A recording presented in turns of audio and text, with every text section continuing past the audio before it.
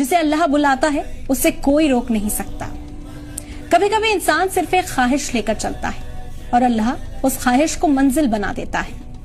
कहते हैं ना कि जो हमारे नसीब में होता है वो हजारों रुकावटों से कुछ देर के लिए टल तो सकता है, लेकिन आखिर में वो हमें मिल ही जाता है।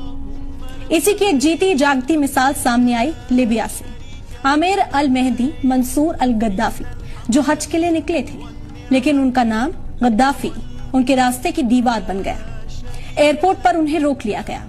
वो चेकिंग प्रोसेस में उलझे रहे और फ्लाइट बोर्ड नहीं कर सके। वो सिक्योरिटी से गुहार लगाते रहे कि उन्हें जाने दिया जाए, लेकिन उनकी किसी ने ना सुनी और प्लेन उनके बगैर ही चला गया। उनका दिल टूटा, आंखें भीग गई, लेकिन यकीन बाकी था। फिर अल्लाह ने वो कर दिखाया जिसे लोग करिश्मा कह रहे हैं।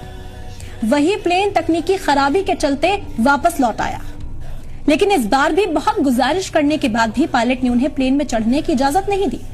प्लेन फिर उनके बगैर उड़ा और दूसरी बार भी उसी तकनीकी खराबी के चलते फिर उस प्लेन को लौटना पड़ा।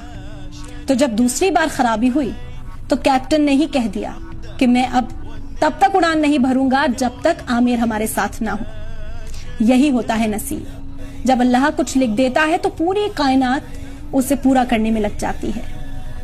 तीसरी बार वही फ्लाइट उसी आमिर के साथ मक्का रवाना हुई, क्योंकि अब वो सिर्फ एक मुसाफिर नहीं थे, वो अल्लाह के मेहमान बन चुके थे। आमिर ने बस इतना कहा, अगर हज मेरे मुकद्दर में लिखा है तो कोई ताकत मुझे रोक नहीं सकती।